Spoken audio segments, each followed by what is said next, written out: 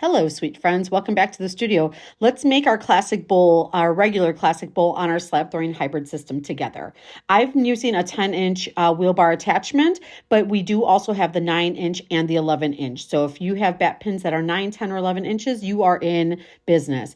Okay, it's really easy to attach the wheel attachment bar to your wheel head. You just push one of the bat pins in and then it'll line up the next one. Automatically centers for you. I always recommend adding 3 lugs of clay. This is the same for our trimming system as it is for our slab throwing hybrid system. The reason for this is as you are applying pressure onto the slab while shaping, you can torque the tool and it can start to get a little tippy. This minimizes vibration and kind of keeps everything put. You only have to do it once, easy peasy. So I've got a pre-rolled slab here with cornstarch on one side. Cornstarch is absolutely essential to this process. You will want a release agent when you're using any of our forms so that the clay is not sticking. It's really important that your clay is at the right moisture level. For this, I like to use clay that's a little bit set up but still soft enough to sculpt. You can see I'm not leaving any sticky fingerprints behind. So that should give you kind of an indicator of how wet my clay is. So what you want to do is wrap your clay around. We do offer free templates for all of our projects on the website under our extras tab.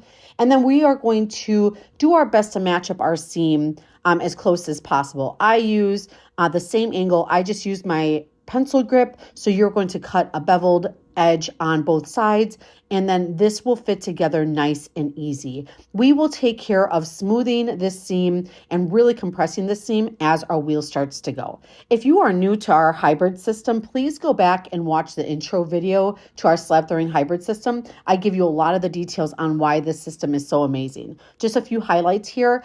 It's really easy on the body and it helps us make these really big forms nice and uniform, nice and easy. So I'm going to use just the warmth of my hands to bring in that nice bowl curve at the top there.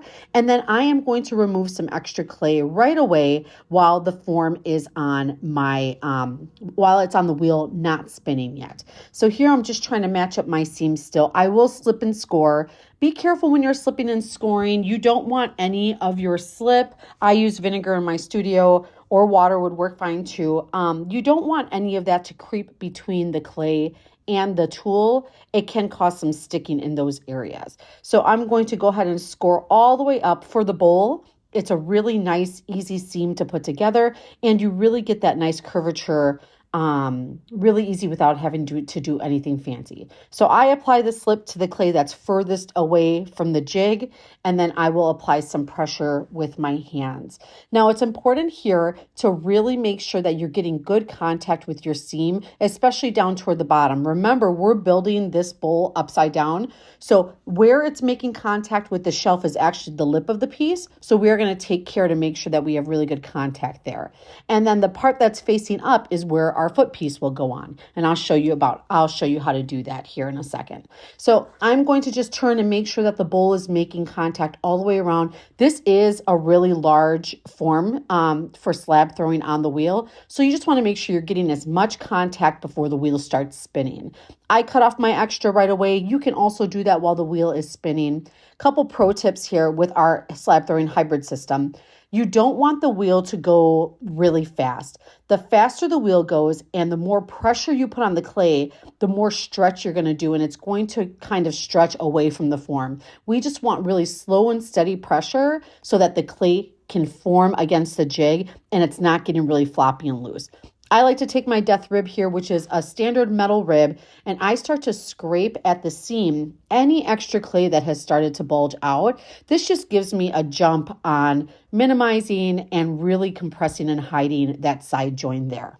So as you can see, because of the inner structure, our clay is really going to start taking that shape, and we are going to start combating any kind of wonkiness or any kind of unevenness with the clay by smooth, even strokes. So I wet a sponge, nothing too drippy, because it's a slab, not a lump of clay on the wheel. We do not want to add a lot of moisture. A lot of moisture to a slab will just cause a lot of issues for you. So I dampen a sponge and I move up the wheel slowly. So this system, it is helpful if you do have some skill with the wheel and you want to move nice and evenly up the clay. We're still going to treat it just like a wheel thrown pot, nice and even pressure all the way up. So now that I've got it damp and blended, I'm going to come through with a rubber rib. This can be any combination. Honestly, it kind of depends on the form for me. I can use my death rib, I'll bring in the rubber rib, or even sometimes just a sponge or a roller will help. What we are trying to do is make that seam as invisible as possible.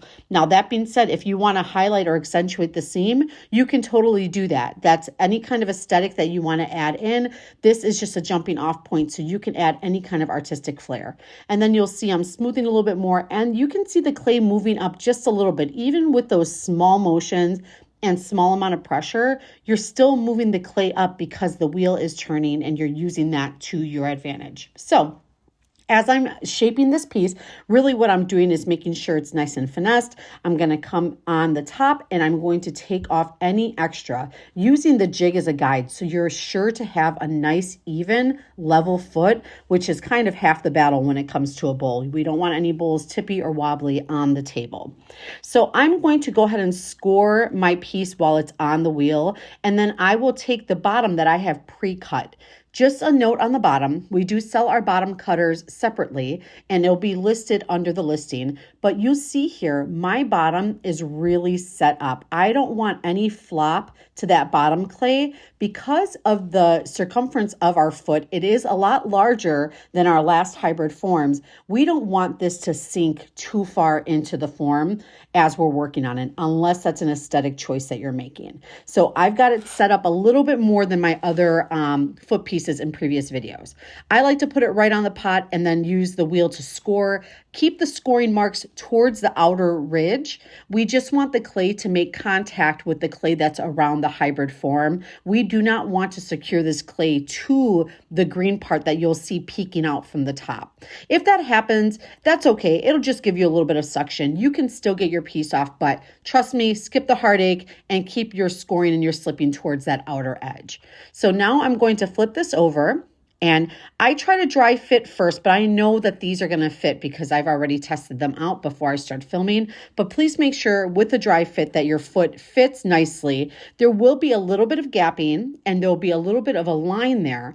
But once we compress it and once we bring in our smoothing tools and then once we trim this while it's on the form, it will blend in seamlessly, which is nice. Now you're getting a lot of compression with the wheel on your foot to bottom. So if you're having issues with your hand-built forms cracking or separating at the bottom, this is a really great way to get ahead of that because of the force that you're pushing down really forces that clay to make good contact at the join there. And then we will, of course, go on the inside and secure that seam also. If you want to do more of a traditional foot, what I would recommend is a thicker bottom. You can cut your bottom as thin or thick as you'd like. If you do want to do a really deep foot, that is allowed. You just have to cut a thicker piece of clay. Now for my favorite part of the process. This is something I call wet trimming. So I take my trim tool and I trim this just like I would a normal vessel on the potter's wheel after leather hard. I call it wet trim because you can see the clay is not leather hard. It's still wet enough to be pliable, but it is dry enough for us to trim off the excess. This is where this system really shines. You can get really lightweight, hand-built, streamlined pots. And using this process gives you your finishing step almost right away. If you do it with enough practice, I can make each of these pieces in about 10 minutes or less, and that's including all the trimming. So all I have to do the next day is carve, add any detail, and because this is a bowl, I don't even have to put a handle on it unless I'm making a colander or I want to add some decorative handles. I can do that too. But the beauty of it here is you're doing most of your finish work and you're letting the wheel help you out. So you are kind of working smarter and not harder, which I love. I take really good care to trim along the rim.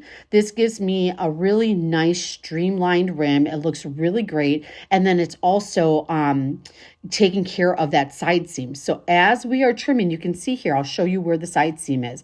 You can kind of go over and you can really manipulate and you can camouflage that side seam with zero problem. So I'm going to go ahead and I'll do some sponging and then probably some rib work here in a second after I lay in my foot. So I'm going to take care to make sure my transition is nice from the wall to the foot, and then I come in and I trim my foot like normal. Now, I either leave a production bottom, which is no foot, or I like to put a foot ring here that goes all the way out to that outer edge. I really love the way it looks. It gives it a little extra, and it's also really durable and sturdy. People will likely be stacking these bowls, so I don't want to leave anything too thin or too fragile there that can cause chipping. So this is the kind of trimming that I like to do, but of course you can use whatever aesthetic that you normally use here. And then I am going to be pushing the clay into the center just a little bit. It will dip in. I like that effect, but if you don't, when you flip the bowl, you can just pop that bottom out a little bit. No problem, easy peasy. You can see here that we've completely disappeared our join from the wall to the foot, and it looks like one piece thrown on the wheel, which I absolutely love. Now, some of you may be wondering, why not just throw a bowl on the wheel? Which absolutely, that's 100% an option. But sometimes it's hard to get a really thin, lightweight, even vessel with this much clay on the wheel. And if you're like me and maybe you have some physical limitations, it is hard to do something that's, 4 or 5 pounds for a bowl. So this is a way to streamline the process. This also helps with drying time because we're not adding a lot of water to this. The turnaround on our pieces are really quick, which I love. So if you have some last minute making to do, things like bowls, things that don't take attachment are a great option for that. So I come through and I do all my finishing work just as if I were trimming this at leather hard. I make sure my rib's nice and clean so I'm not leaving behind any grooves or any streaks. And then I want to compress everything down. This clay that I use is standard 112. It's a speckled tan clay, and I do want to lay the grog down. As you are doing all this work, you can lift up the grog in your clay if you are working with a groggy clay.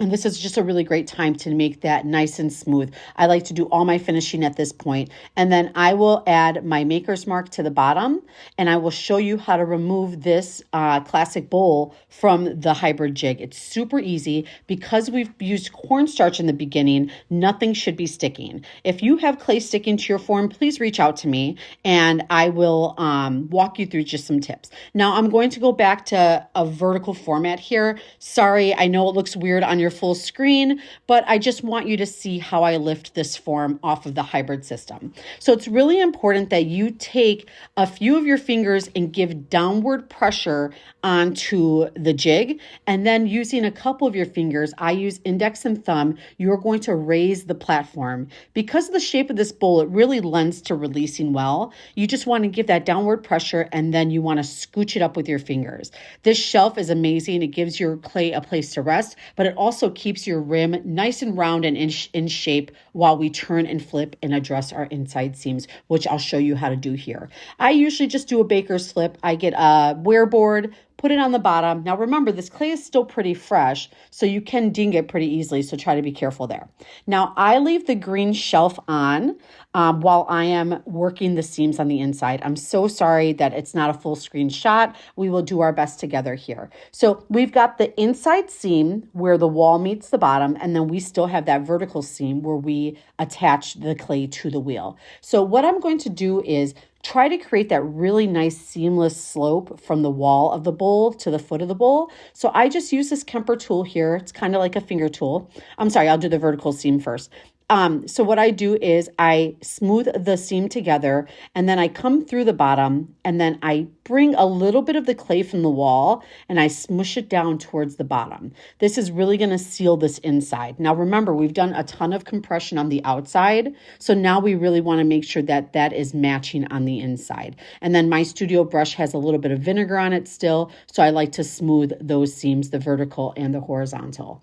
I will come in, because this is a bowl, and I will take a little bit of extra time to make sure that where the wall meets the floor has a really nice transition. Now, technically, this line that I'm leaving there, that I'm smoothing out right now, will do a really beautiful job of collecting your glaze. So if you want a really deep pool of glaze on your bowl, I would leave that line as is. Or you can come in like this with a red rib and you can just start smoothing that transition. You can smooth that transition as smooth as you want. At this point, if you want it to look seamless, I would add a coil.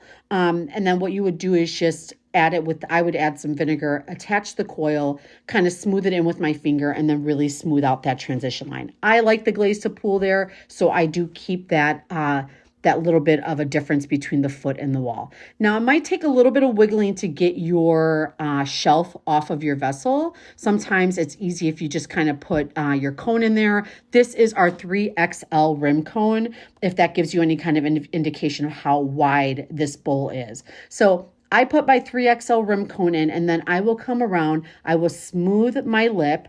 I like to roll it. I have a speedball roller, about a 1-inch brayer that I use, and that really smooths out the rim for me. But ultimately, I save the rim, the complete rim definition for leather hard, because I'm really looking to keep this bowl nice and round. Be sure that you're really babying those seams. We don't want anything splitting. We don't want anything looking weird around the seams. And then go around and just get any schnibs off. The cornstarch will burn off in the kiln. I have zero issues. I've been using cornstarch in my kiln for almost 9 years with no problem. If you are adding underglaze, or if you are adding any kind of glaze before your first fire, before your biscuit, or if you're single firing, you will want to wipe off your cornstarch. It will affect your surface. But if you're biscuing and then glazing, it'll burn off just fine. That's my spiel on cornstarch. Okay, so here we are back at the wheel. Make sure you put your shelf back on so you're all ready for your next project. We have our foot ring already trimmed. We have a trimmed bowl, completely finished from front to back. All that's left here is a little bit of wiping down at our leather hard stage. It has been such a fun project. I love being able to make bowls like this. You can make them bigger and deeper than just pushing into foam. I hope that you've enjoyed this. Let me know if you try it.